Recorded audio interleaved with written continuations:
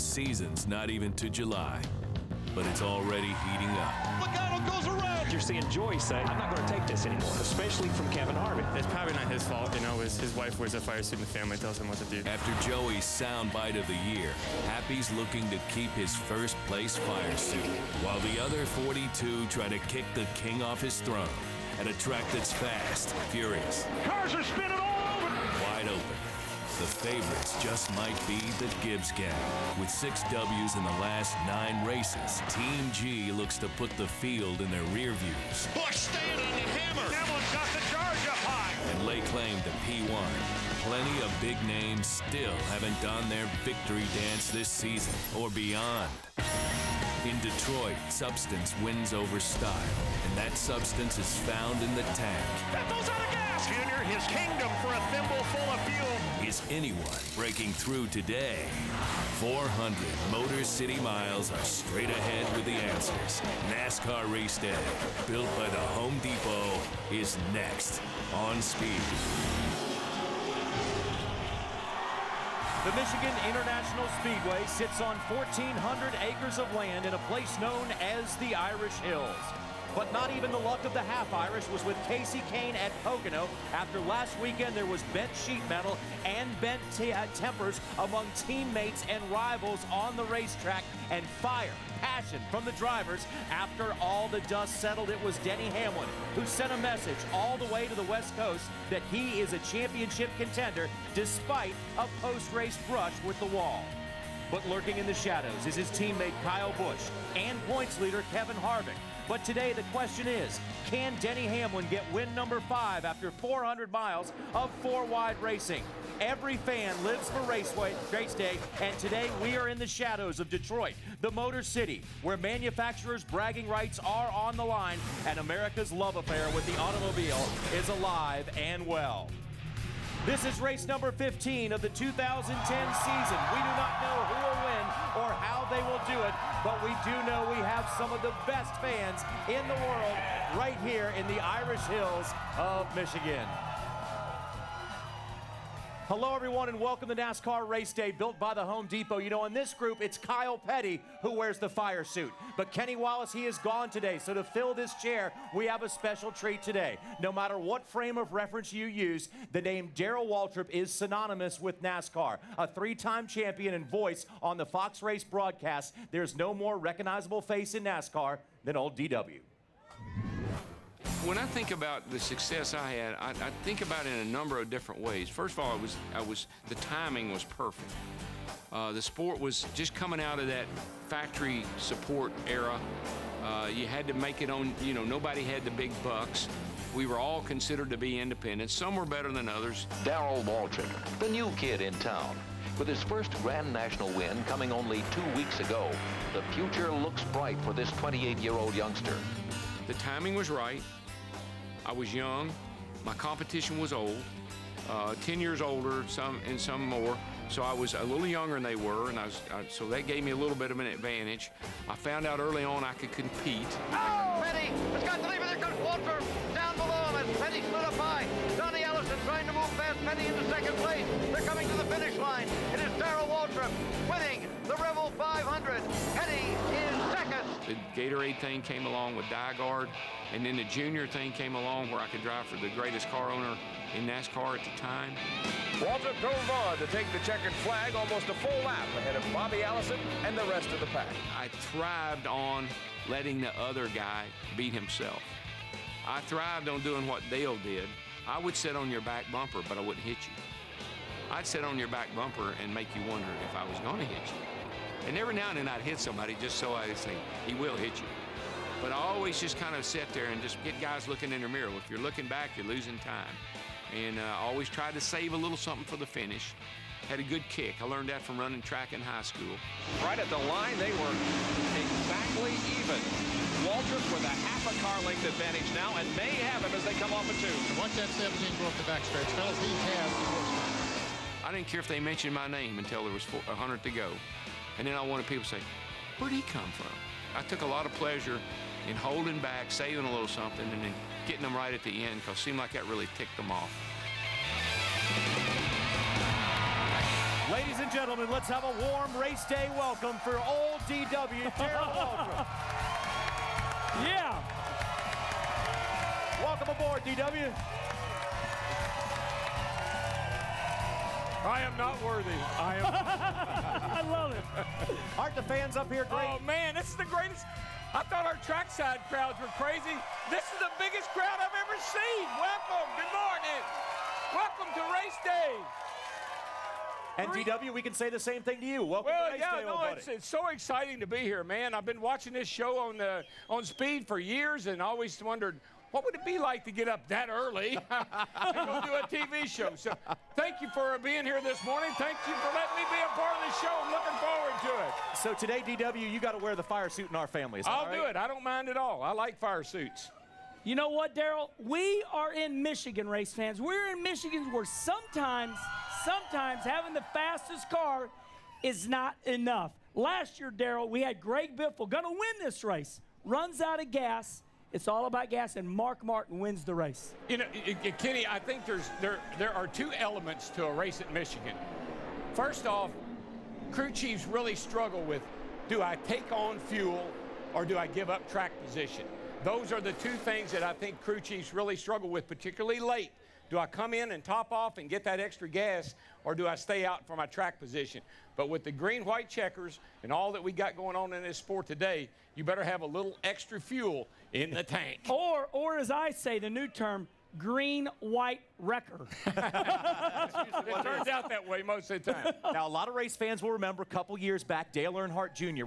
Working the ignition switches, trying to stretch any bit of fuel mileage he could, and it equaled a win. Well, a big racetrack like this, it's actually easier to save fuel than it is on some of the smaller racetracks. Here you back off, you turn so many RPM, 9,500 plus. So you just back out of the gas a little early, getting down in the corner, let the car coast, let it coast into the turn, push down on that throttle like it's got an egg on top of it, and that'll save a lot of fuel. And then as we've seen under caution flags, cutting that engine off and coasting, turn it back on, coasting, that saves a lot of fuel too. And we say to ourselves, why always at Michigan? Michigan always a track, beautiful racetrack, lots of room. Hey, 4 wide, no big deal. No caution leads to gas mileage races. So gas mileage or have the fastest car, which will it be? We won't know. Well, this is a 2-mile racetrack. It's hard to, if you run out of gas at the start-finish line, you're done. It's going to take you a long time to get back to pit road. And you will remember last year we asked Mark Martin in Victory Lane when he started saving fuel. He said on lap number 1, and that equaled into a win. Want to take you down now into the infield where Hermie Sadler and Wendy Venturini are standing by. Hermie Sadler coming off a 20th place finish in the Truck Series race yesterday. Way to go, Hermie. Yeah, it was fun. And I tell you, this weather, and Wendy and I have been talking about it, a little bit cloudy and overcast today. And yesterday, after the rain delay, when the sun came out, everybody thought the track would get loose. Track got tighter when the sun came out. A moving target today, Wendy, for the drivers and the crew chiefs. Yeah, good morning to you guys on race day. Not really the weather we were expecting, but nonetheless, we come here. A huge crowd at the race day stage. We have our own crowd forming behind the cameras. If we take a look at the points, Kevin Harvick, of course, comes into Michigan as our points leader with a 19-point lead still over Kyle Busch. Yeah, Jimmy Johnson moved up 1 spot, Wendy, to 6th after a good run at Pocono last week. Carl Edwards still hanging in there. He moved up 2 spots to 9th. And how about Clint Boyer in the top 12 now, moving up a spot with 2 top 10s in a row. If we look on back, Tony Stewart right behind him, 1 point behind in 13th after his 3rd place finish in Pocono, moving up 3 spots. Yeah, and after all the controversy around Joey Logano last week, he salvaged a 13th place finish, moved up 1 spot to 17th. And Jamie McMurray, a big loser, he lost 3 spots in the points last week. He's down to 18th, Wendy. And if you look between Jimmy Johnson and Denny Hamlin, who has the most momentum? Well, I say it's Denny Hamlin. His 4th win of the season ties his season best from last year total. Yeah, look at Jimmy Johnson, though, Wendy. He's leading a lot of laps. But look at those DNFs. 2 DNFs in the last 6 races. That's been the difference between Jimmy Johnson and Denny Hamlin. But if you look at Denny Hamlin moving up 15 spots in 7 races, that's a huge jump for Denny Hamlin and that 11 team. Yeah, and he's got a lot of momentum and a lot of confidence. You can see it in Denny Hamlin in his interviews and the way he handles business on and off the racetrack. He's got a lot of good energy going on with that 11 team right now. And maybe some guys who have their wind knocked out of their sails. 2 guys in the top 12 in points will be starting from the rear of the field today. One being Kyle Busch, who's second in points, had engine troubles on Friday. They did change that engine and will start from the back. Also, besides Kyle Busch going to the back, is Clint Boyer. Practice yesterday, had a little incident in the wall, scraped the right side of his race car, and will be going to a backup car for Clint as well. Well, you know, the guys, DW and Kenny talked about this is a big, wide racetrack. You can pass here, but it's really a relatively short race, only 400 miles. So Clint Boyer and Kyle Busch will have to start getting it going right at the drop of the green flag, so they'll not be able to save that fuel. They got to go. And we do know that he wasn't really happy, Clint Boyer, that is, with his race car to begin with for the weekend. For a lot of stories we're going to follow throughout race day, including the story with Joey Logano and Kevin Harvick later on in the show. Johnny, we got a show that is just jam-packed with info and lots of drama to happen. Wendy, thanks a lot. Now, many race fans may not be familiar with the name Les Richter, but believe us, you have felt the effects of his work. Les Richter was key in 2 times bringing racing to Southern California. He also was an all-pro linebacker with the Los Angeles Rams. He died Saturday at the age of 79, and he will be missed around the NASCAR community as he was key in some of the ongoings behind the scenes in NASCAR as they made their way out west in the earlier days of the sport. Let's take a look at the statement that Brian France had yesterday. He said Les will be missed, and the entire NASCAR community will remember him for all he did for the sport on our level, on all levels. Our respect and condolences go out to the Richter family. And Daryl, you said it just a little while ago that was just simply a great guy. He was a big man with a big heart, and he did so much for the sport of NASCAR racing out in California. President of the Riverside Raceway, and was very instrumental in the development of the Auto Club Speedway. So great guy, loved him to death, and you know, put that big arm around you and that big hand on your shoulder, and you knew you had a hold. A heck of a man had a hold of you. Les Richter, I mean, he was so instrumental in my career. You know, in 1988, I said, I want to go to Daytona. I want to become a NASCAR driver. They said, Les Richter has to approve you. Not anybody can go to Daytona. My mom, my wife, Kim, we filled out all this nice paperwork. Hey, I've ran Winchester. I've run Michigan right here with ASA. I sent it to Les Richter. He made me feel so good. He says, Kenny Wallace, you've run enough big tracks. I, Les Richter, approve you to run at Daytona. So that was a big moment in my life. Very big guy. And he will be missed. We got to take our first break here on NASCAR Race Day, built by the Home Depot. But when we come back to Michigan, we're going to get you revved up for 400 miles of racing on this wide open and flat out fast racetrack. Stay with us, everyone.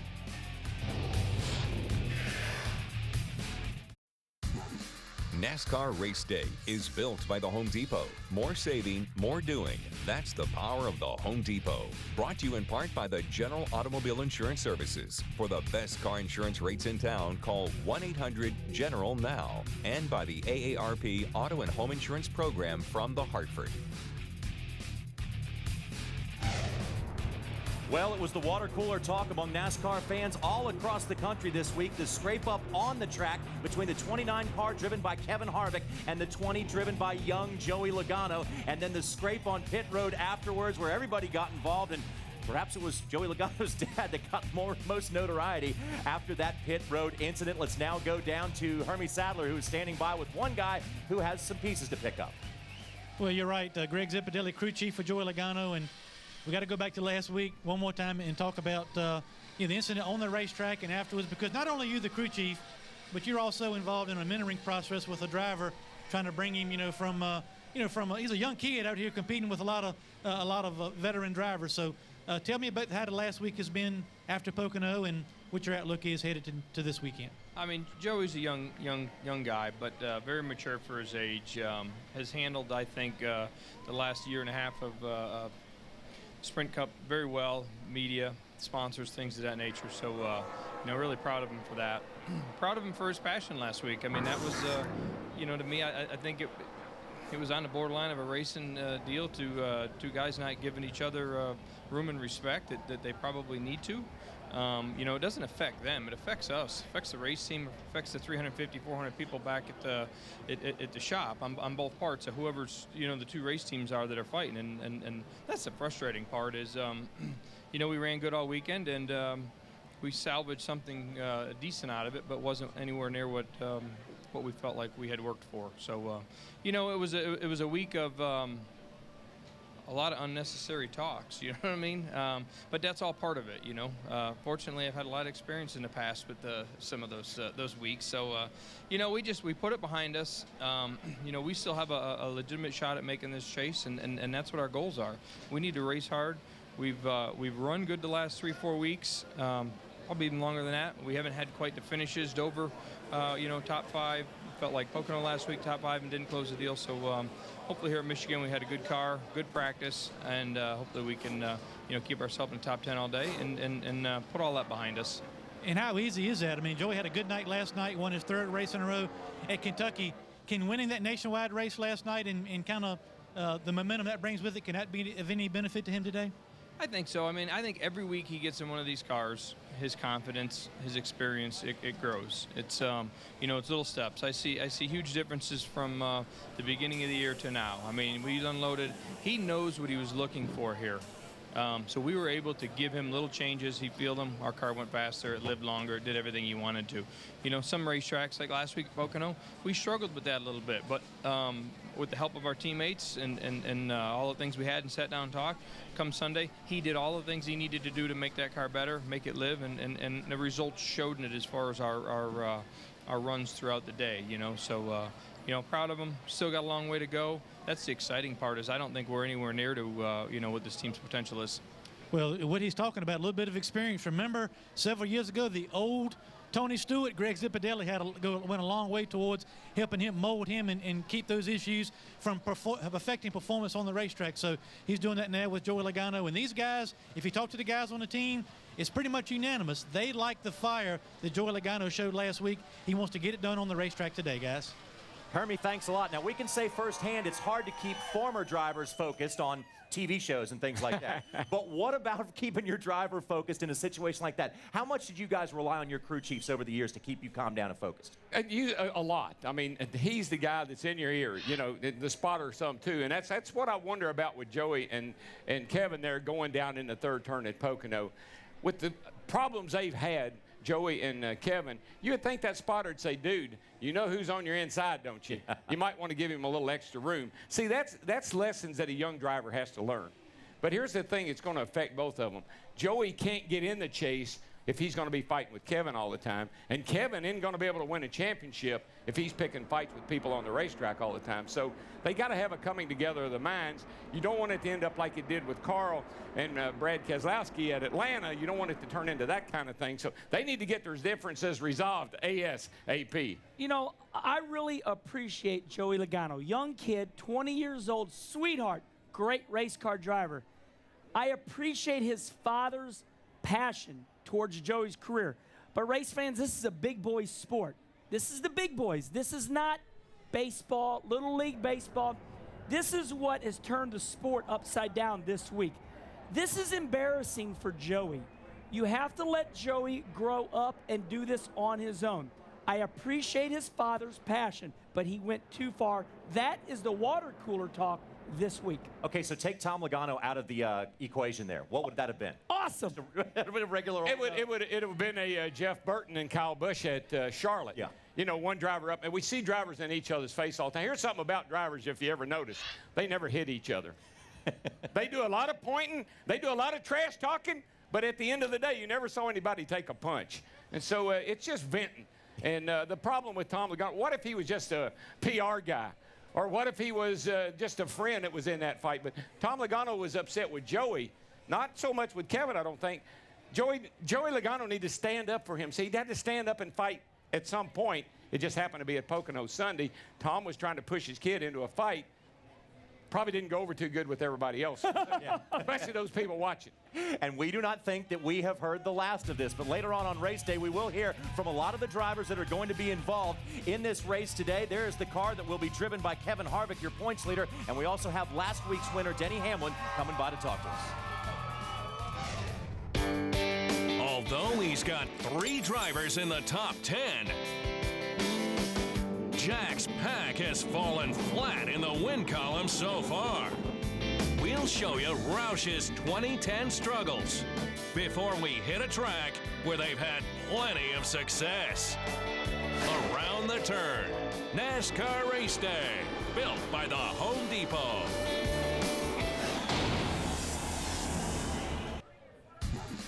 Just down the road from the Michigan International Speedway in the suburb of Dearborn, Michigan, sits the Henry Ford Museum. It is the nation's largest indoor-outdoor history museum complex, and it's named for its founder, the noted automobile industrialist Henry Ford, and based on his desire to preserve items of historical significance. The collection contains many rare exhibits, including John F. Kennedy's presidential limousine, Abraham Lincoln's chair from Ford's Theater, the Wright brothers bicycle shop as well, which is very cool, and also the Oscar Mayer Wienermobile.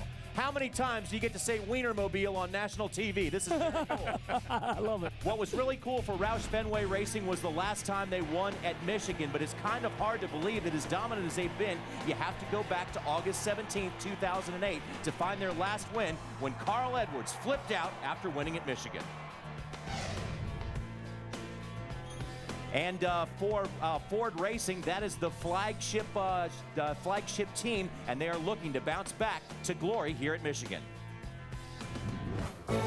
2010 was supposed to be Roush Fenway's comeback season and return to the top. Good job, Matt.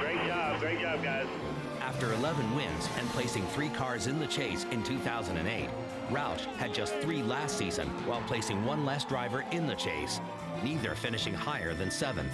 Coming to the checker here. Awesome job, Greg Biffle. Now, with 14 races under their belt, Roush Fenway is still searching for their first win of 2010. This sport is cyclical, and we talk about that a lot, and I truly believe we've seen the bottom of it for our teams. I think we are doing better. Carl's currently running 9th, but this season has been a complete opposite one than his highly successful 2008 campaign. Trouble on the front stretch. A car has slammed the wall. This was Carl Edwards' payback for what happened earlier in this race. Carl Edwards has been told, take your car back to the garage, put it on the truck, and go home. Edwards was running around 155 laps down when he got together with Brad Keselowski. With 0 wins, 2 DNFs, and a single top 5, Carl couldn't be more ready to break his slump. We're going to have days like that. Let's shake this off now. We're going to get this lap back, and we're going to go run for a top 10. Teammate Greg Biffle started out hot with 6 consecutive top 10s. Leader at 90, you're at 65. Damn, that thing looks good. But has cooled off, averaging an uncharacteristic 20th place finish since. Now, Greg Biffle's car is sponsored by a company that makes bandages. Good thing. Matt Kenseth is at the head of the Roush Fords, 4th overall. 460, man, doing a great job. Be smooth. And like the Biff, started out hot, 6 top 10s in the first 7 races, but still hasn't found what he's looking for. A trip to victory lane and those all-important 10 bonus points that come with it. Got the cars out of control here at the start-finish line. Body's messed up pretty bad in the front, man. We got to fix this gap up front. And young David Reagan has just 1 top 10 this year, a 6th place finish at Talladega. A small glimmer of hope in an otherwise average season. Watch it. Stay high. Martin's got a problem, but they're stacking up behind him. Carl Edwards is in that mess. Also, Kyle Busch and David Reagan involved. I might as well bring it to the garage, or I don't know where y'all want to look at it. I'm going to come on back down. Something's broke on the left front tie rod end or something. And despite not having wins for Roush Fenway Racing, Jack, you guys have had some fabulous results because you have 3 of your cars in the top 10. So the consistency's there. What do you need to change? Well, the consistency's there, but you know, there's more than one way to achieve the right combination for a race car at a racetrack, at any given racetrack. Happily, as I look at my cars in preparation for today's race, I've got 2 different strategies that are only a little bit different. We think that based on the practice times yesterday, we'll do real well. And we've been very fortunate here at Michigan. You know, I've tied with the Wood brothers for the most wins, and I'm honored to have done that, given all their history and all their success. What kind of conversations do you have with your drivers at this point in the season? Is it worth looking a big picture this far, knowing that we're not that far into the season yet? Well, we're focused on really having been at the top of our game when we finished the 2nd Richmond race, and in preparation for the first chase race at Loudon. We've improved our tools. We've got testing that's worthwhile, as we're talk here about MIS. You know, Jimmy Finnegan, our test team, is up at Romeo, Ford's Proving Grounds, doing some things that will be very interesting for our short track program, which has arguably been one of our weaknesses throughout this part of the season. But you know, there's a lot of strengths. The drivers have been real consistent. They've generally used good judgment. The crew chiefs have made good changes on their cars during the race. We've, for the most part, said what is our biggest problem has been unloading with not as much speed in the car in preparation for qualifying as we'd like. And our qualifying here was hampered by the fact we expected it to rain on Saturday, so we spent all of our, what should have been part of our qualifying practice on Friday, we spent it on race day practice. And of course, that's put us in good shape with the way the times worked out for the race practice on Saturday afternoon. Well, good. Well, I know if somebody wants to turn things around, it's Jack Roush turning it around today at Michigan. Johnny. Wendy, thanks a lot. This is home for Roush Fenway Racing and Jack Roush. And Kenny, what does it tell you about how important winning is when you're using a term like Roush futility when they have 3 teams in the top 10? Roush Racing. I mean, Jack Roush's passion, dedication for racing in general, whether it was drag racing, road racing, NASCAR, Jack Roush's passion is undeniable. But here's the problem I see right now. You know, you go back 10, 15, 20 years ago, you had the Woods brothers. You had Bud Moore. You had Robert Yates. Now Jack has a lot of pressure on him because Jack Roush, his individual self, Darrell, he controls all of Ford's now. It's just Jack Roush. All eggs in one basket. All of it. And if that basket is not a good basket, then you might not get good results. But there is some promising news. And here's one of the things I think has happened to the Roush camp. This new engine that they keep talking about, it's different. And it changes the car. When you put this new engine in the car, you've got to move some of your suspension points around in order to get the engine to fit down in the car. So I think not only have they been kind of going back and forth between the old engine and the new engine, I think they've messed up their cars a little bit. And I think that's one of the reasons why they're struggling. I believe if they get one engine, get the new engine in all the cars and start racing that engine, work the car around the engine, I think they'll get the results. Promising in practice yesterday. You've got 4 Fords in the top 7 of practice speeds yesterday. So if they're going to break out, this is the house that Roush built. They better be putting a few more nails in the wall today.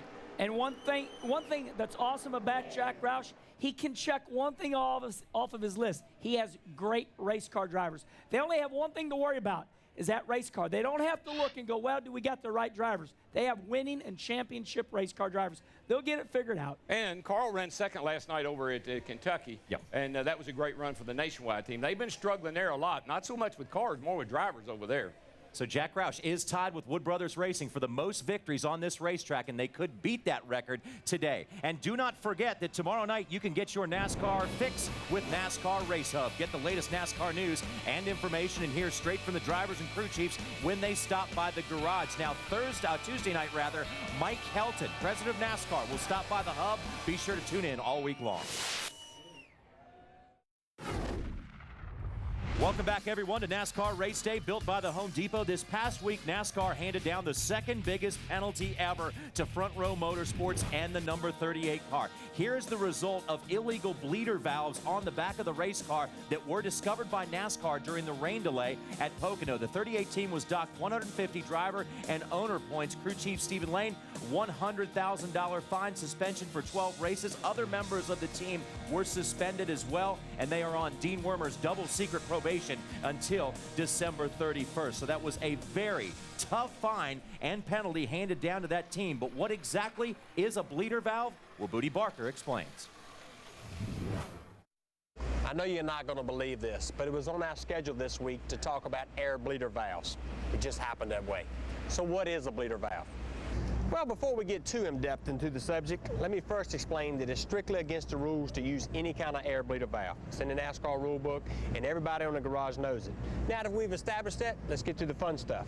What is a bleeder valve? What happens is you see this valve core right here, this valve stem, excuse me. Inside is a valve core, and on top of it you use a valve cap. Usually all these things are used to put air in the tire and keep air in there.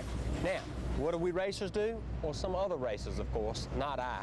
What we'll do is we'll manipulate the way in which this core works. Some fancy stuff. Inside, you'll use the spring and a check ball. And as the inertia of the tire turning over, the ball opens the spring and lets the air bleed out. That's the fancy way. Then you have other things where you take these valve caps and do the old switcheroo, and it'll have holes in them. And essentially, it'll suppress that valve core and let the air bleed out.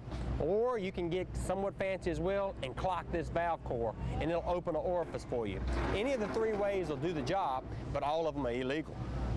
So I'm sure you're wondering, why use bleeder valves anyway? Don't you want air in the tire instead of out of it? Well, yes, you do, but here's a good reason. This tire builds a lot of heat and therefore builds a lot of pressure. What happens from the brakes, it radiates into the tire. Also, the friction from the tire to the surface, it slides, it also creates heat. And what happens is these tires create a lot of pressure inside. Now, that normally wouldn't be an issue, but the way these tires are designed, they have a specific pressure that makes the most grip, and we're aware of it. Take Pocono, for example. 15 PSI is where we had to start. That's much higher than we would like to, because we don't want but let's say 20 pounds of air in the tire total. Well, starting at 15, they're going to get blown up like a basketball. So what you would do, if you could do whatever you wanted to, is put that bleeder valve on the tire, start at, let's say, around 12, and it would bleed air off and keep it around 20. It would give you a big advantage, give you a lot more grip. And that's why those guys did it, in order to get a competitive advantage.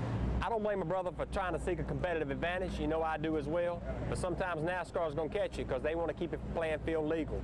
And when you want to hear the music, sometimes you got to pay the piper.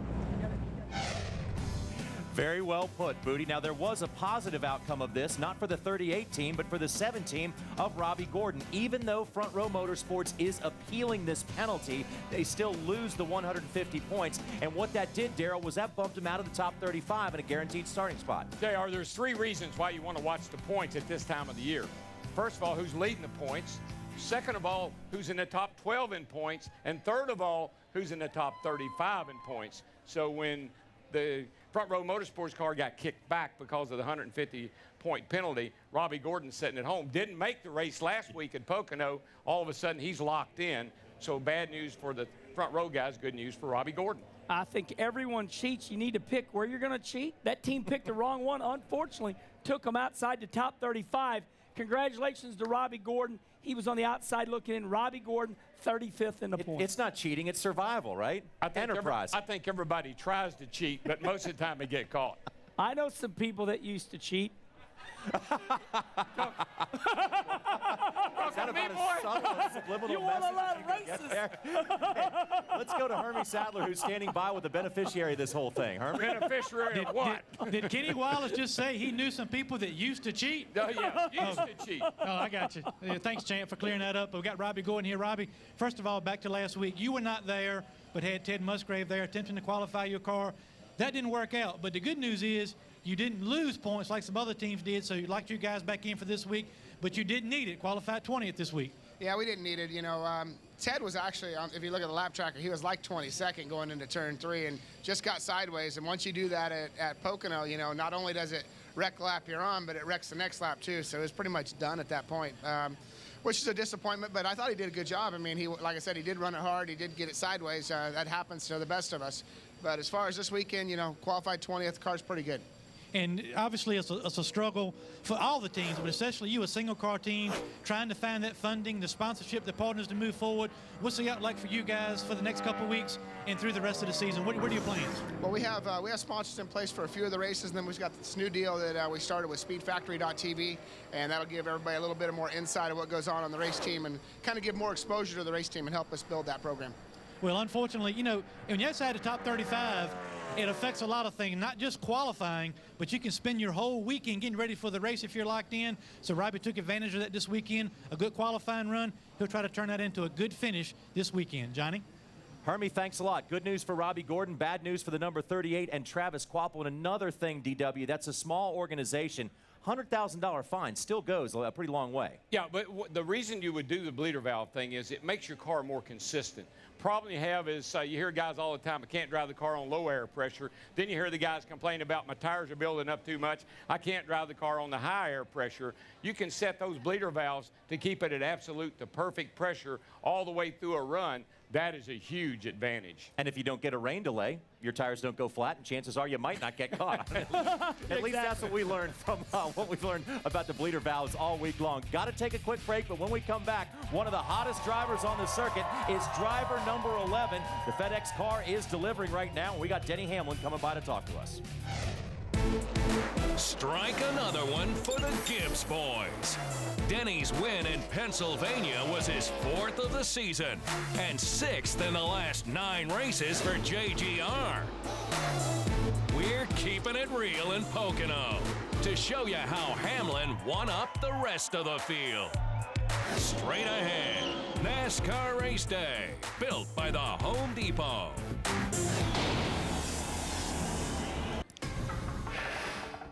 Well, it's pretty obvious that Team Race Day needs a new engine or something on these Speed Fantasy Racing picks. Right now, 464 back, but this season is very young. It's only 2 weeks in, and we're going to catch those terrible, awful, evil Camping World Truck Series guys. Your trackside show's killing us. Oh, I know. Wait, Daryl can't help us. He's on that other evil team. Yeah, but I'm filling in for Kyle.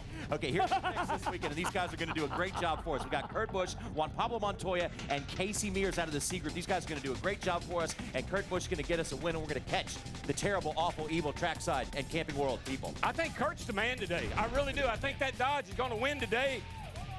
Could be a big day for him. The man last week, which only one of us picked, actually, on the race day set, was Denny Hamlin in the number 11 car. 4 was a very special number for Denny Hamlin and company. It was his 4th win at Pocono and his 4th win of the season. Denny Hamlin is surgically repaired and re-energized. Like it. This Pocono Raceway has been called the Tricky Triangle because of its unique shape and 3 distinctly different turns. Denny Hamlin won here at Pocono last July. That was his 3rd victory here, and he looks for his 3rd win of the season today. This is a difficult racetrack. You know, there are many challenges. That's what I like about it is every time you look over your shoulder here at Pocono, you've got a challenge that you've got to overcome. And for me, I look at that and say, man, that's opportunity. And the battle for the lead is on. Denny Hamlin has caught Kyle Busch side by side at the entrance of turn number 2. Fender out in front for Hamlin. He'll slide underneath. He'll grab the number 1 spot and lead the way to the short chute. Don't need nothing real big, something small for right now until we kind of get a feel for where this track is going. This board just taking a couple tenths out, real small change. And we're starting to see some of the lead cars come down the pit lane. All clear. Everybody says that Pocono has compromise, and I'll tell you, the guy that wins the race isn't compromising anything. Kyle Busch and Denny Hamlin in the front row, then Clint Boyer and Kevin Harvick. Lane, you want here, bud? I'm not telling you. People are skiing and they don't have time to think about it. At the halfway point, lap 100 goes on the board as we go back to green. At the front of the field, we got a battle for the lead. Denny Hamlin, the FedEx Toyota to the inside of Kevin Harvick. You can't make a mistake at this racetrack with Hamlin around you or he will pounce. Outside, clear, clear. Jeff, can you see what the 11's doing in turn 3? Yeah. Kyle, he's just cutting the corner. He's running the bottom. He's kind of cutting it. He's the only one that's doing it. This is not Kyle's favorite racetrack to come to, and Dave hasn't raced here since he was team engineer on the 20 car, so it was very encouraging to see all 3 cars running in the top 5 at the end of the day. You know, I was really thinking that the potential to get a 1-2-3 Gibbs day was there. Is the track spraying up with the sun? I think it's the damn same all day, Mike. You know, the first 100 laps went very clean, and that lets you know that the back half is going to be a mess. Denny Hamlin has the lead as they come off turn number 3. Oh, there's trouble. Davey McMurray gets hammered by David Reagan. If we come right here, we're going to have to work some traffic. You good with that? Whatever you think. I think it's going to be like this from here out. Let's go ahead and come get fuel. For the most part, fuel only. Kyle Busch, again the quickest off pit road, edging his teammate Denny Hamlin. You know the value of that stall? We play our game, baby. We play our game. We don't need no faster than that. Very difficult race to call. It was very nerving. I think I lost a couple years off my career today. Me to check up for any reason? that white as quick as you can get it. Oh, he got into Caution. And the caution came out right as Denny Hamlin was crossing the start-finish line to get the white flag. They're all coming above you. South. Denny Hamlin kissing the field goodbye, but behind him is the Buffalo Charge. It's a stampede. Casey Kane spinning down to the inside of the racetrack. He is up and into the air. And here comes Denny Hamlin working into turn number 3. He'll be coming to the checkered flag. Hell yeah. And he will post his 4th win at Pocono, his 4th win of the 2010 season. Denny Hamlin gets the victory today. And it was 15 spots in the points in the last 7 races that Denny Hamlin's moved up. Denny, I clearly call that momentum on your side. How confident do you feel at this point in the season? Pretty good. I mean, things are going really good right now.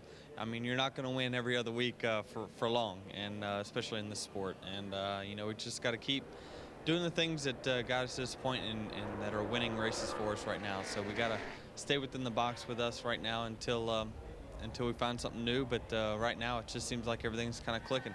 You finished 3rd in this race 1 year ago. How you attacked the track last year, is it any differently as the track changed much from 1 year ago? A little bit. They changed the tire, they reduced the stagger, which I think in turn will make for better racing. But we've had to adjust our setup dramatically.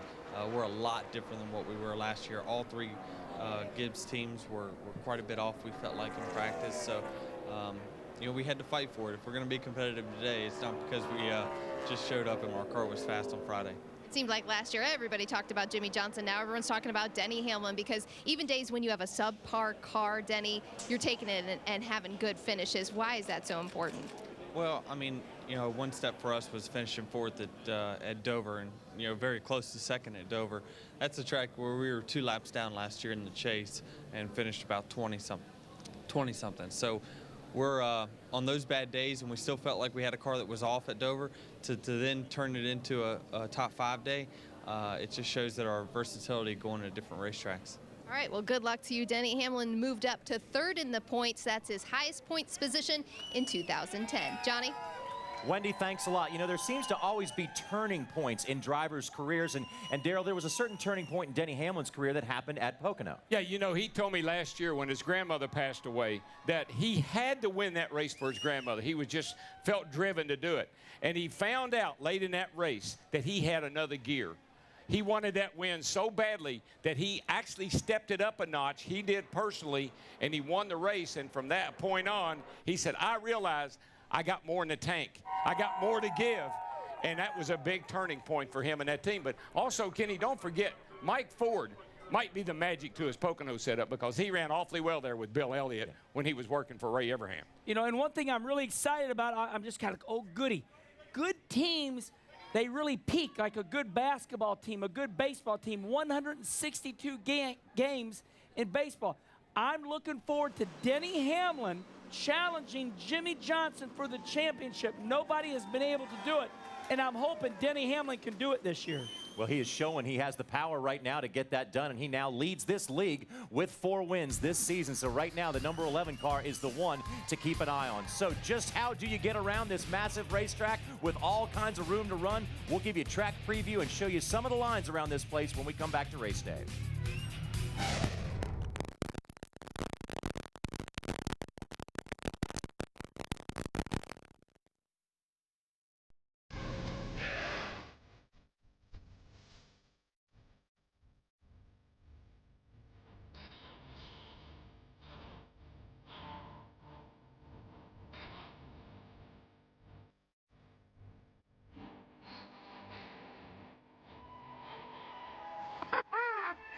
Hey, that was 20 years ago. I could dance then. I'm a little slower now, but you're still dancing. You're a good dancer. But I can play the air guitar pretty darn good. Flawlessly. Flawlessly. Hey, so often, DW, this comes down to fuel mileage at this racetrack, and sometimes that makes for all the drama towards the end. You know, you like to see a bumper-to-bumper, side-by-side finish, but also sometimes that fuel mileage strategy can play into some serious drama. Well, I think that's the key, though. It's strategy. You know, it's just like those bleeder valves in the tires. You're always looking for an advantage. That's the big deal here when it comes to the end of the race. Save me some fuel. I told you, you can do that. Drivers can do that. I always told Hammond, work on the gas tank. I'll take care of everything else. You work on the gas tank and be sure we got just a little bit more gas than everybody else. Daryl meant to say we cheated the gas tank. No, Bill France asked me one time, he said, I want to know one dang thing. How do you go so far on a tank of fuel? I said, I got more than everybody else.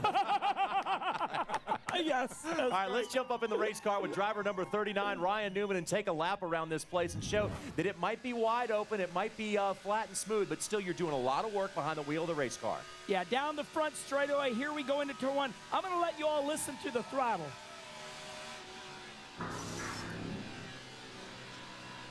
Out of the throttle a long time, Daryl, as we come off of turn 2. Yeah, that's just what you call coasting, letting the car coast down in the corner. That's really a good thing to do, particularly if you're trying to save fuel. Plus, these COTs, you can't overdrive the corners. You got to get out of the gas early here.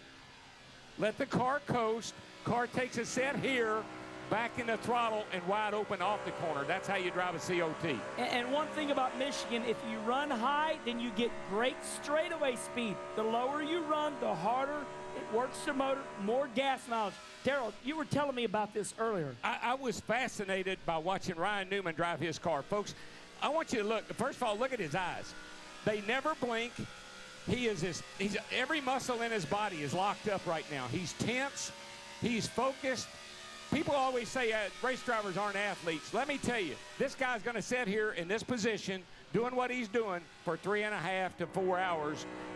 Focus, concentration, physical exertion, mental exertion. It's a hard day's work. I don't care what people say. These guys are true athletes. And it is not a cool day today. It is very humid. It's going to get hotter as the afternoon wears on. And that's one of your worst enemies, trying to keep cool. You got the cool box that blows cool air in your helmet. You got to keep hydrated. Those are all things that a driver has to do himself. I always thought that hose was just for Kyle Petty when he had his ponytail. That's a vacuum cleaner. I will say this. I would much rather, as a driver, I'd much rather have a hot day than a humid day. A humid day just takes it out of you as a race car driver. Well, it's like a pressure cooker. It's like a steam cooker when it's hot and humid. It's what it feels like in the car. Yeah, so Joey Logano was under a little bit of a pressure cooker last weekend as everybody was watching him after the race. But Joey is a good guy because he came back to do our Home Depot hot lap for us.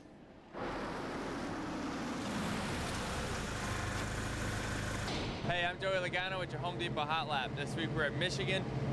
This is a really wide racetrack. You can go by anywhere you want. The majority of the cars run about one lane up. That's where we ran for qualifying, and it seems like we're the most grip right now. But for the race, you can move about anywhere you want. And that's something cool as a race car driver. If your car's not balanced just right, you got about 6 lanes here to choose from. So it's something you can figure out as you keep going. And you'll see guys right at the fence trying to get a big run down the straightaways. You'll see guys right on the yellow line making the shortest distance too. So there's a million and one different ways of doing it. And the biggest thing that does is it adjusts the balance of your race car. So when you're right on the bottom, or it could be de-wedging your car, it could be loose, or vice versa. So it definitely is a tough racetrack to get around, but the cool part is you get to go anywhere you want. So that's your Home Depot Hot Lap. Joey, thanks a lot. And we almost had Joe Gibbs Racing cars in the top 5 last week, but it just didn't happen that way. More fallout from the mayhem at Pocono when we come back to race day. Welcome back to NASCAR Race Day here at Michigan International Speedway, located in Brooklyn, Michigan, not too far from the Toledo, Detroit area. Always good to come down to the Irish Hills, where there's lots of good racing on this 2-mile racetrack, and a wide racetrack where a lot of action can happen, as we saw last week at Pocono. The action heated up with Denny Hamlin with his 4th win of 2010, making it his season high, which matches last year's most wins. And on the pole for today's race at Michigan, it is Kurt Busch, the 2nd pole of 2010. The last 3 weeks, Kurt Busch hasn't qualified worse than 4th. That's impressive. How about Casey Kane and AJ Allmendinger? They did a little teammate tangle at Pocono. Not sure dinner was shared after that. A lot of good cars were taken out at the end of the race at Pocono, but this was the wreck heard around the world. It was our points leader, Kevin Harvick, and Joey Logano getting together, and the drama that ensued for the next week after as we arrived here in Michigan. We know it's going to be exciting during the race today because of all the drama that happened last week at Pocono, and it's only going to continue to go on as our summer gets heated up. I'm with Hermie Sadler, located here in Victory Lane, right in front of pit road. And Hermie Sadler, Pocono was a quiet race until the very end. If anyone dared to switch away from the channel, they missed a very dramatic finish. Yeah, and that's kind of been what we've seen here recently in Sprint Cup Series racing. The final couple starts and, green, white checkers and these restarts, especially at a place like Michigan, Wendy, you said at 3, 4, 5 wide. Can you imagine the restarts at the end of this race? And, just to put a period on the Logano-Harvick thing, myself and I think a lot of other people, the thing is, that's happened last week. I'm more interested to see how Joey Logano handles this moving forward on and off the racetrack. It'll be fun to watch. And if you missed what happened last week, let's take a look at the dramatic ending and what they were saying a week ago at Pocono.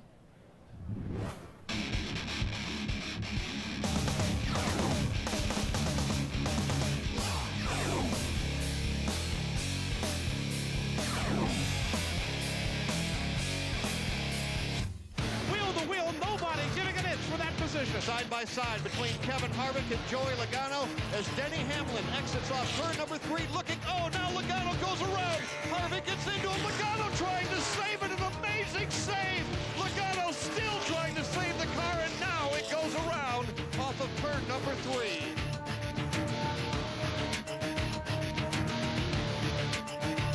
Tough break for Joey Logano, running in the top 5. Believe it.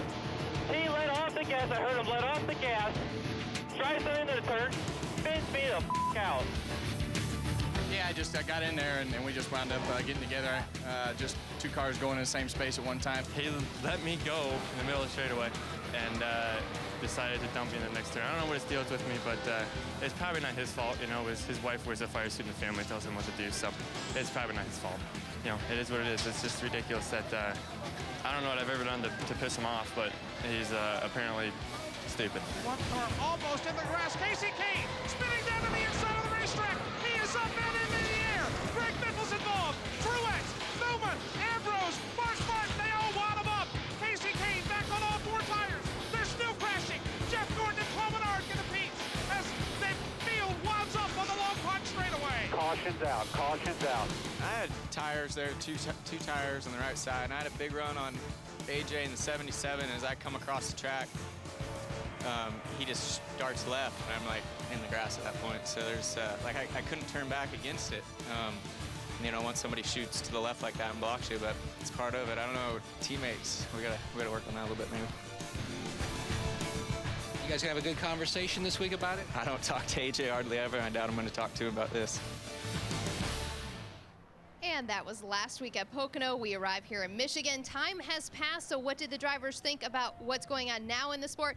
Here's what they said when they arrived on Friday.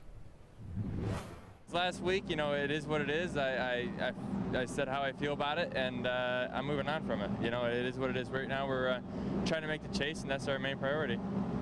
It's right on the edge of making it personal, and personal is not something that I don't think he really wants to get into that. So that'd be a lot worse for him than just handling it man to man and doing it the right way.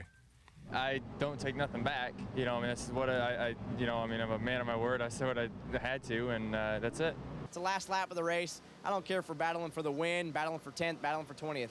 Every position is important. You never know what it's going to come down at the end of the season. Points are important, and I'm a racer. I'm going to race hard. And I apologize to all the teams that got caught up in it, but in the end result, we're racing hard. If I had to do it again, I'd have done the same thing. I don't really care to talk to him. I don't ever care to talk to him, and he doesn't care to talk to me. So I think we're good teammates. We just don't talk. It's pretty much Hermie Sadler and I. Good teammates. We don't talk. Just don't talk. I'm just teasing. Hermie, what do you think about what was said and what's going to happen today at Michigan? Well, it's 2 really separate issues as far as I'm concerned. The Casey Kane, AJ Allmendinger, Casey pretty much came out and said it. AJ and I don't talk. He drives his race car, I drive mine, whatever. But we got to remember Casey Kane is moving on from that team next year, so he's not too much worried about the teammate camaraderie there in Richard Petty Motorsports. But the Logano-Harvick, let me tell you what really Kevin Harvick is great at. If you noticed last week at the interview at Pocono after the race, Kevin Harvick, what really pisses Logano off as Harvick just says, yeah, we just got in there and got together and kind of blows it off with that little Harvick smirk. That really irritates Joey Logano, but I'm interested to see, as I said, moving forward, how is Joey Logano going to handle this business on and off the racetrack? He is trying to get in this chase. Kevin Harvick has got a mulligan or two he can spend, but Joey Logano does not, so let's see what happens. And one thing we know, Hermie, is that Tom Logano, Joey's dad, is not here this weekend. Yeah, and I think that's good for Joey. You know, I'm not sure exactly what all the particulars are as to why he's not here, but I think across the board, everybody wants to see Joey step up. You know, and it's a fine line you're walking, because as a dad, I mean, I'm a parent, you're soon to be a parent, we protect our kids. We want our kids to be protected and do the best they can at what they're doing. But also, we got to remember, this is not Little League Baseball. This is not the minor leagues. This is big-time stock car auto racing, and Joey needs to take care of this on his own. Maybe last week was the first step for that. And that's what they say. This happens in big-time auto racing. Now, of course, Kyle Petty is taking a few weeks off here on NASCAR Race Day to do his TNT duties, but we still took some advice from Kyle Petty on how to deal with anger management.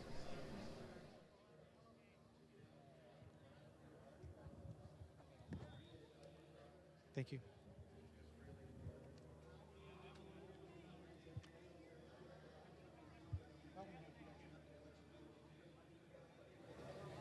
NASCAR racing these days.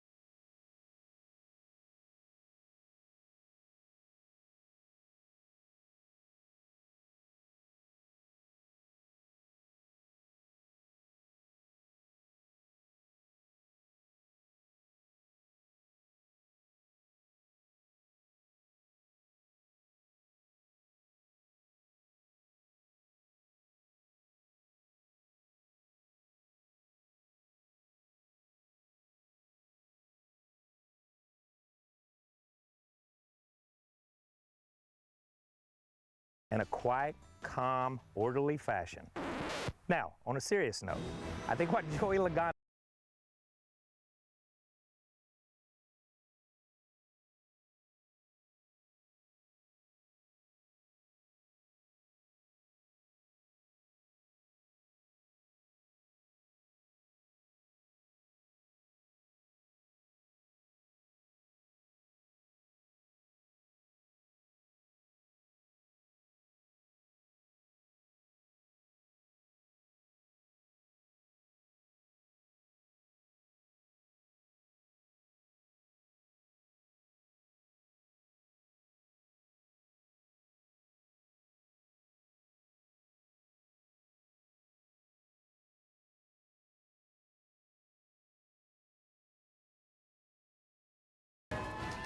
Daryl, you never did any of that, did you? No, Kyle got in my face one time in Indianapolis, just to back up what he was saying, what a gentleman he is. Got in my face and was pointing that finger, and I said, boy, let me tell you something.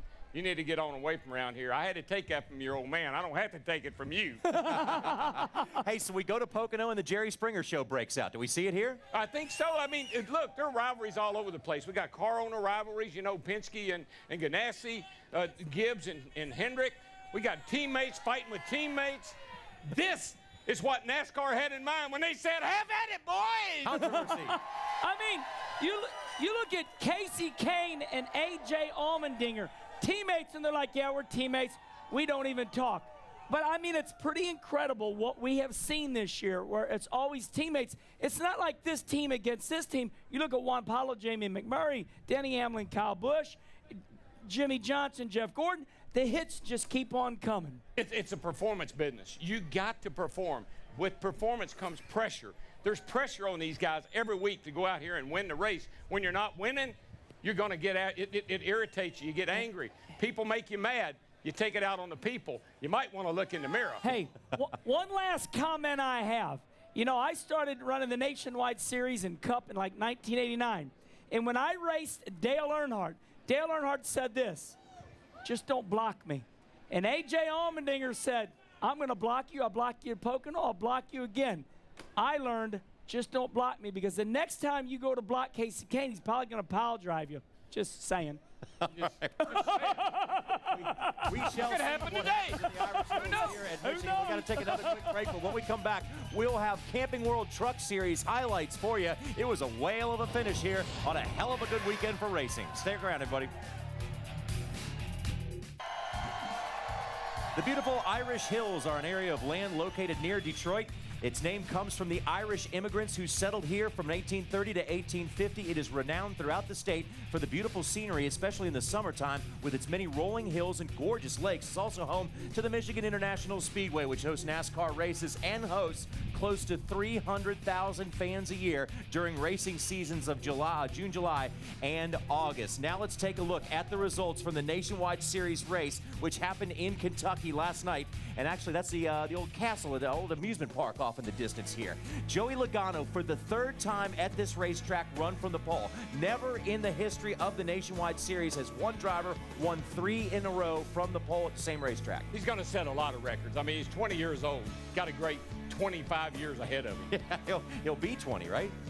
Carl Edwards finished second. Good run for him. Brad Kozlowski, BK22, in the third position. Now let's take a look at the Camping World Truck Series and what a difference we have on the front row here. That is young Austin Dillon and the veteran Ron Hornaday leading us to the green flag. Austin Dillon has great equipment. That is Richard Childress Racing. Do not underestimate the 3. He's going to learn in a hurry. Good kid, good driver.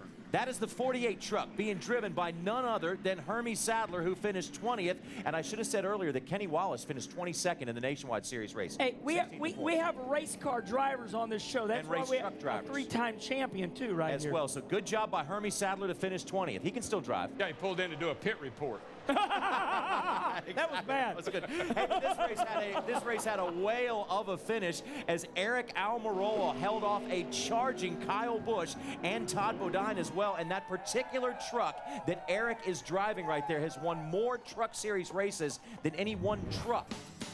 Are you saying that's a good truck? And you're talking about being peed. Kyle Busch was, because he said, I drove that truck and I couldn't win in it. The 51 for Billy Ballou. All right, there we see Timothy Peters in the 17 in the third spot. Hornaday saw to round out the top 5. The principal, Mike Skinner, who, by the way, had a great appearance on NASCAR Smarts this week, in case you missed that one. Jason White. I thought Angie really had the best appearance, but anyway. Well, she did. His wife. Yeah. And she. Do you know? I don't know who wears the fire suit in that family, but that'll be a different one for later. I think I do. All right. We'll be back with much more on race day in a moment, but first we want to remind you that July 11th, the NASCAR Camping World Truck Series invades the Hawkeye State, and we're there for all the 3-wide, door-to-door, full-throttle excitement. Don't miss the NASCAR Camping World Truck Series, live from Iowa, only on Speed. I just got 3 things to say. God bless our troops. God bless America. And gentlemen, start your engine!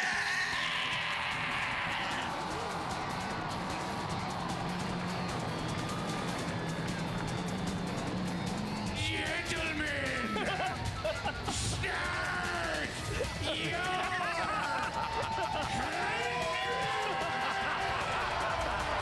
You know what's just as funny as Adam Sandler is the fact that Kevin James didn't need medical attention after he gave that command.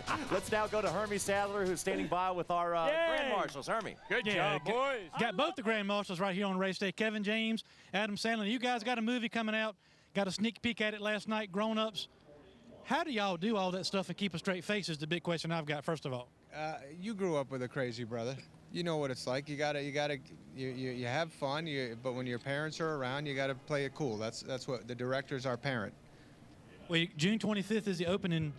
How much of what y'all do on those movies is scripted, and how much do you guys get to ad-lib and get the last word in? They had Adam and who's it? That's right, Fred Wolf wrote an unbelievable script, and we improv'd a little bit though. We had a lot of fun with it. You know, once you get rolling, you just run with it. I got one piece of useless information. Adam may not even know this. My producer says that you claim you ran a 4.6 in a 40-yard dash. Now, when was that? High school at 2:05. That's right, America. That's right. 4.640. Bring it. I don't care. I'm not going anywhere. I'm right here. Now I need a calendar to track me, but it's all good. It's all good. Hey, tell the fans at home here on race day, when they go see this movie, what can they expect to see? Hopefully you'll laugh. It's mostly about comedy and family and the fact that 5 guys are in their 40s now, but they still act like they're 15. Well, good for you. Hey, you did a tremendous rendition. We showed it earlier. Gentlemen, Start Your Engines at Daytona last couple years ago. Yes. How on earth do you plan to outdo that? You can't top it, but what you do is you take a sidestep and you try to do something different. I got the Sandman to boost it up a notch, and we're going to take it to new levels today. I look forward to it. Hey, thank you guys for joining us here. Grown Ups is in theaters June 25th. It's 2 good dudes, 2 supporters of NASCAR, and so go see that film June 25th. Hermie, I don't know why, but it's so easy for us here to relate when they say we got 40-year-olds acting like 15-year-olds. There's something about this. Hey, who are you talking to? No, I said 40. Oh, he's 40-something. That's right. Hold on, look at this. I was hoping you wouldn't do that. What are you guys talking about? I'm 46 years old. Now, he's from the STL. That's what's wrong St. with Louis, him. baby, I busted down STL style. Here's how I bust it down. Watch it. Bust it. I go like this. Yeah, baby. And then I do a little this right here. It's for your viewing pleasure. Oh, yeah. That's my legendary string dance. You know now that we have what? taken the show to its lowest point, He needs his track bar lowered. I can tell you right now. he needs his plug wires connected back. Oh, That's yeah. what he needs. Hey, Daryl, I created that dance in front of my kids in the living room like 2 years ago, and they laughed so hard, I said, well, I'm taking that on the road. Now, of course, the racing is great at Infineon Raceway in Sonoma, but it's what you do, well, maybe the night after the race is going to be fun as well. But we got you covered all day long. Speed into Father's Day at Infineon Raceway in Sonoma for the Toyota Save Mart 350. Visit the speed stage all weekend and sign up to win the ultimate Father's Day race package. You can win a chance to watch the NASCAR Sprint Cup Series race from the pits. You know, this Michigan International Speedway is one of a very few racetracks where the number 48 team has yet to win. That could all change today, but crew chief Chad Knaus, despite having his ups and downs at this racetrack, was still kind enough to give us our Sunoco pit strategy of the week.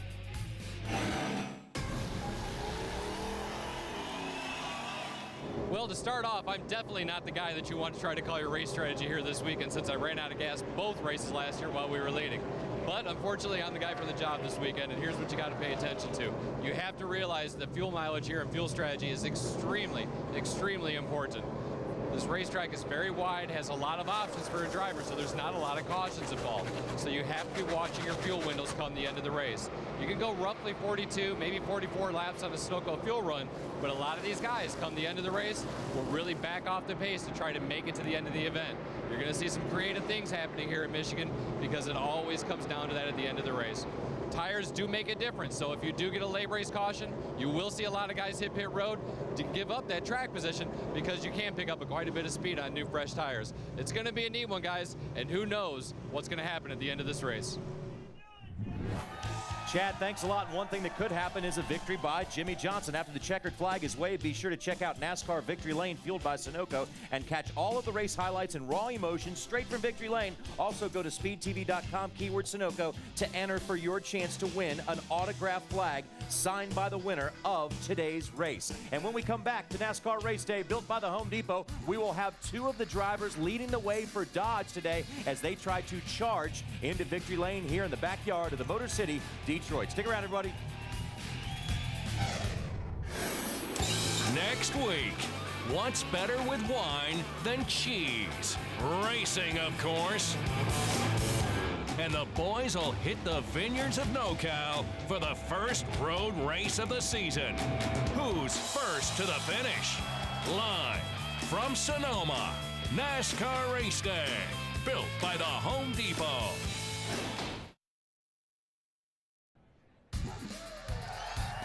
Even on a 2-hour show like Race Day, we simply do not have enough time to explain what kind of positive impact this man, Roger Penske, has had on auto racing around the world. But his car, the number 2, driven by Kurt Busch, will lead us to the green flag today when it drops here at the Michigan International Speedway, which, by the way, was built by Roger Penske. So he's got a car on the pole, and he's got a couple other drivers who are looking to break out this year in Sam Hornish in the number 77 and Brad Keselowski in the 12. Let's go to Wendy.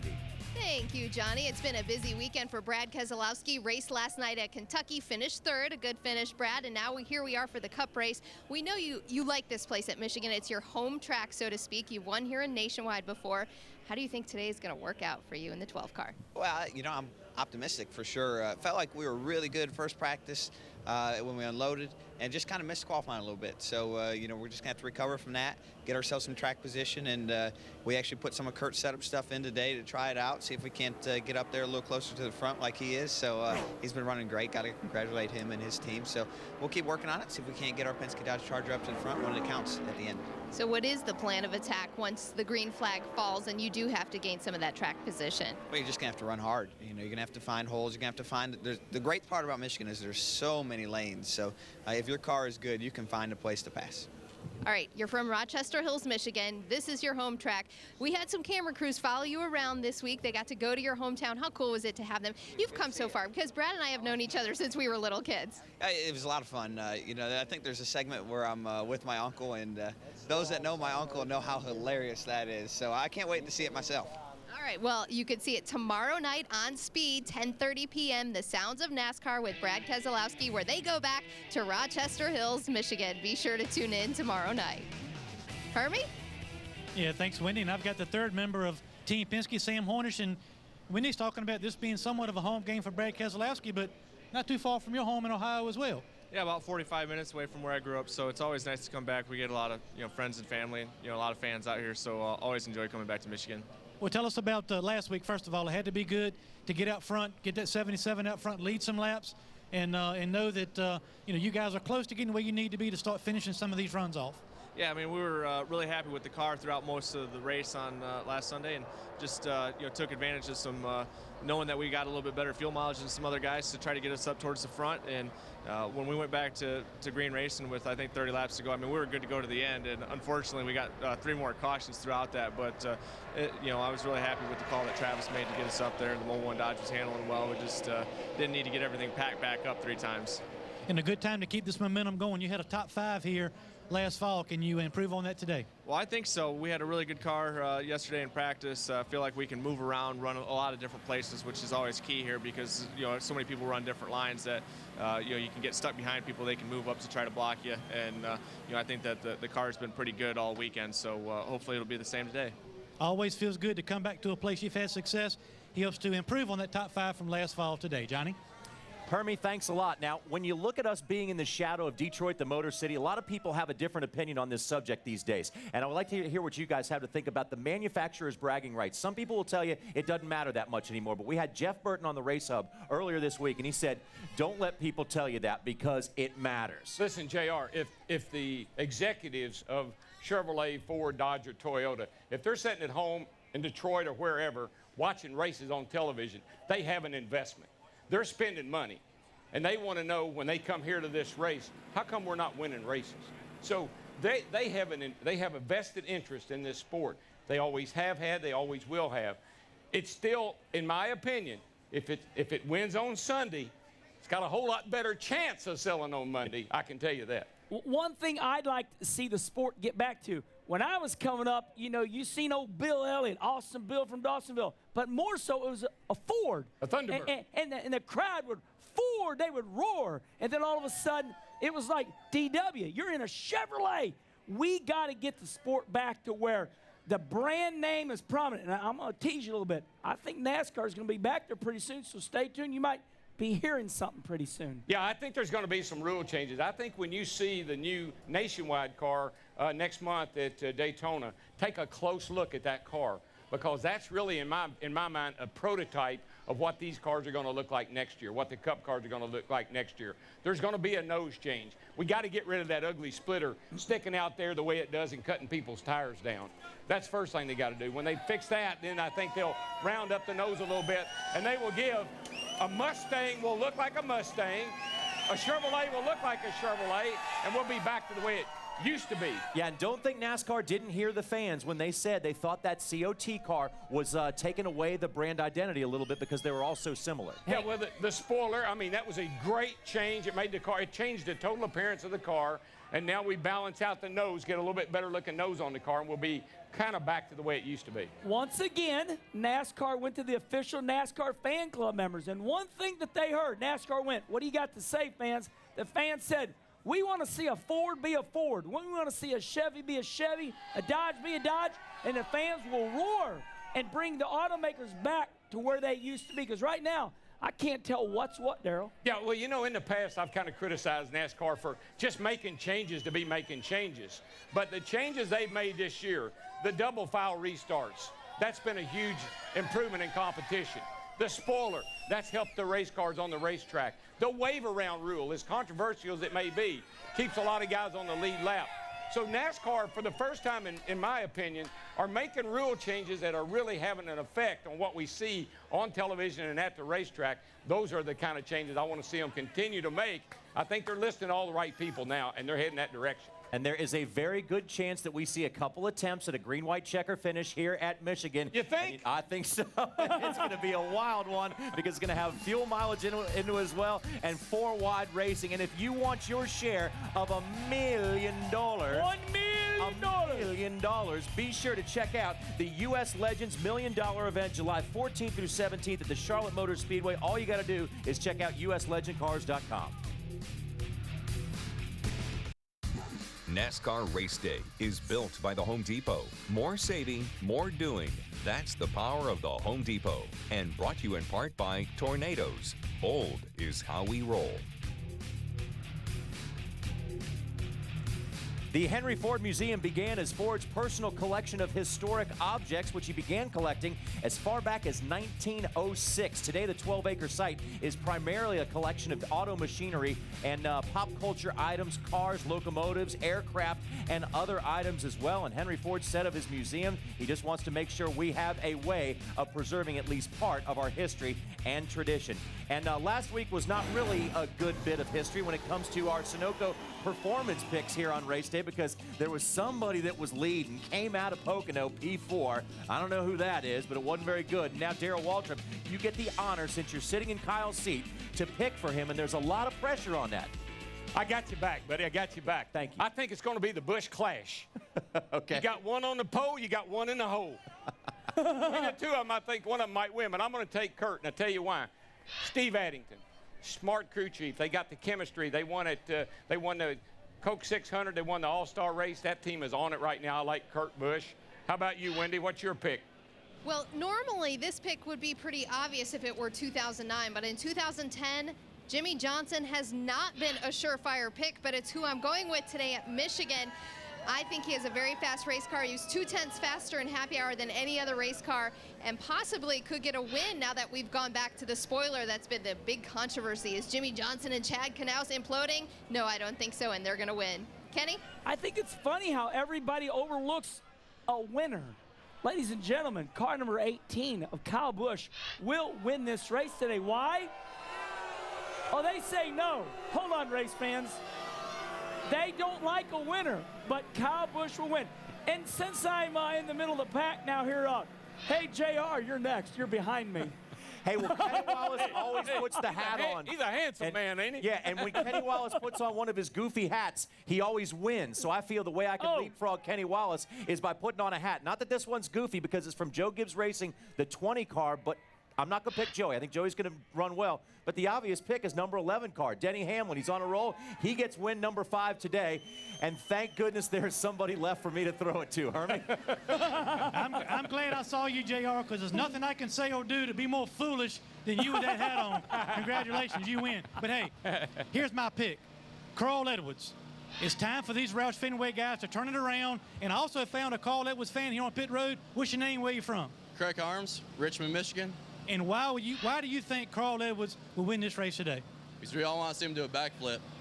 Well, we want to see the backflip, and these guys need to get it done. Carl Edwards has 10 top 10s and 11 starts here in Michigan. Craig, and I think he'll make it a victory lane number 3 in Michigan today. Johnny? And you know, Carl Edwards' drought last time wasn't as long, but he did end it here at Michigan, so history could repeat itself. And if you would like to get one of these very cool-looking Sunoco fuel cans, all you got to do is visit speedtv.com/Sunoco, and you may well one day be the proud owner of the Sunoco fuel can.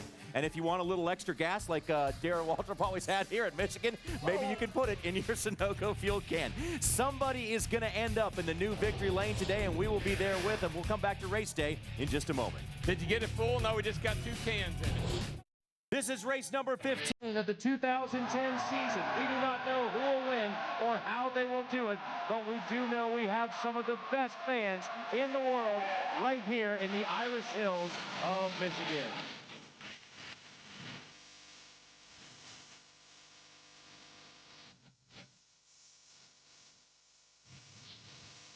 This is what NASCAR had in mind when they said, "Hey, dang it, boy!"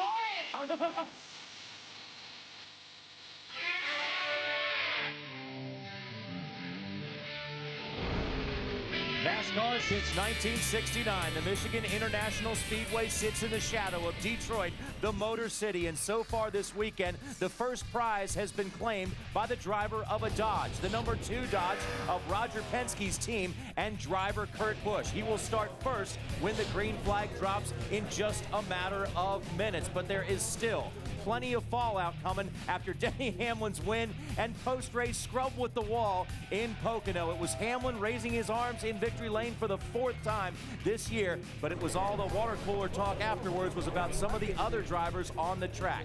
His teammate, Kyle Busch, is in his rearview mirror as he had a great run at Pocono as well and is closing in on some of the other drivers on top. Roush Fenway is looking to bounce back here at the track that has once been known and still known as the House of Roush, but you got to go back to 2008 to find the last time they have a victory here at this huge racetrack in the Irish Hills of Michigan. We are getting closer and closer to 400 miles of high-speed racing. Let's take a look at the championship standings after 14 races, getting us closer and closer, Daryl, to that 26-race cutoff. Yeah, it's real tight down there. I mean, we see Clint Boyer in 12th, but just behind him is Tony Stewart and his teammate Ryan Newman, and they are lurking there ready to leap if some of these guys have a little bit of trouble. I always say it's about 9th, 10th, 11th, 12th. Those guys up front, they got it made, Jose.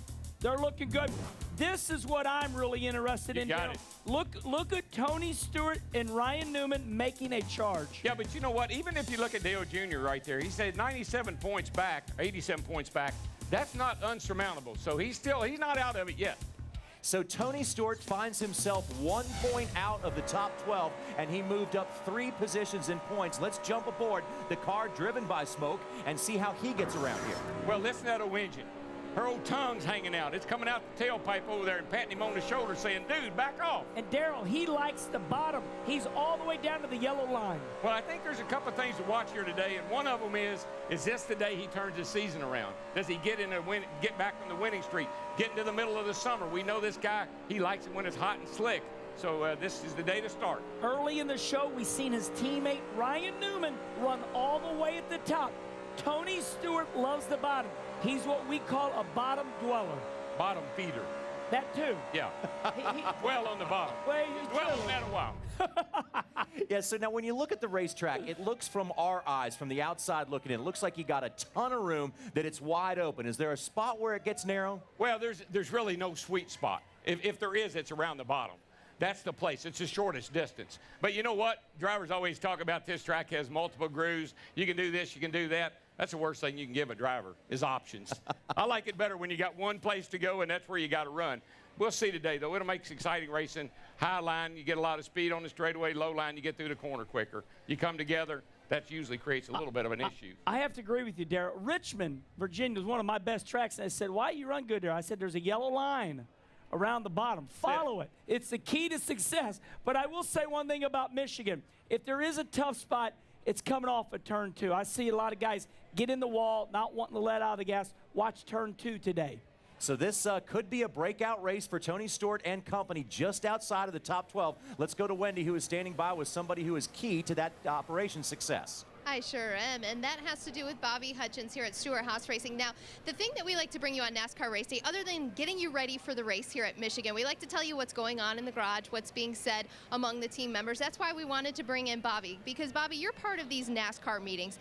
Tell us about another meeting that's recently taken place and where we could be headed. Well, we meet once a quarter to discuss new things that are coming up for the cars and competition, and of course, fuel injection is a hot topic.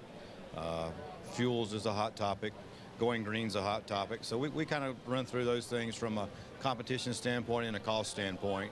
And we've trying to work together with NASCAR so that from our standpoint, we can do the best we can for them coming out next season.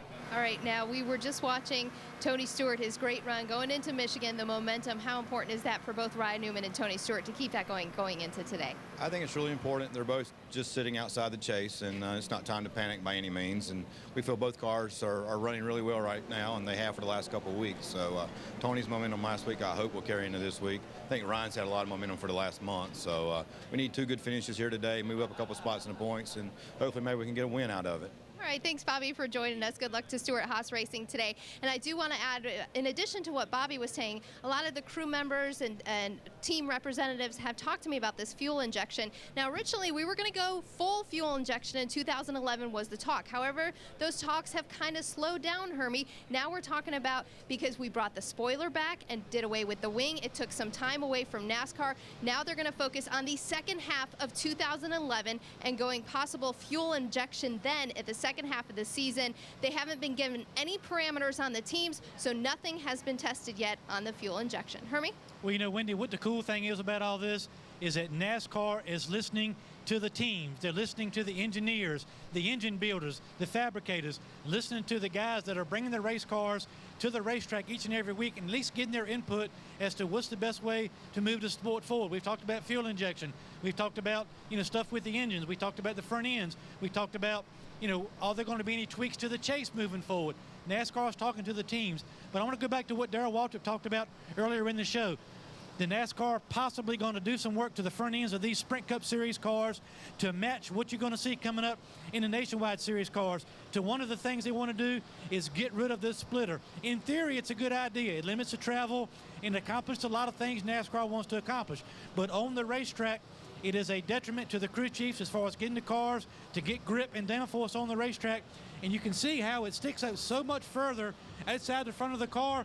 You've seen some of these flat tires and stuff we've had, especially on restarts. Well, this splitter is definitely to blame for some of that stuff on the racetrack. So if NASCAR can learn from this Nationwide Series car and maybe apply it to next year's Sprint Cup Series car, I think it's a great direction as far as our sport's concerned. But at the end of the day, JR, I think it's good that NASCAR is letting the teams have some input in how the sport moves forward. Hermie, thanks a lot. We appreciate that. Now, here is some advice to the race fan today. Do not leave your TV set or this racetrack until this thing is over. Over the years, we have seen all kinds of drama in the last closing seconds of this race. Yeah, I think there's a few things to watch today. First of all, is there going to be any carryover from Pocono?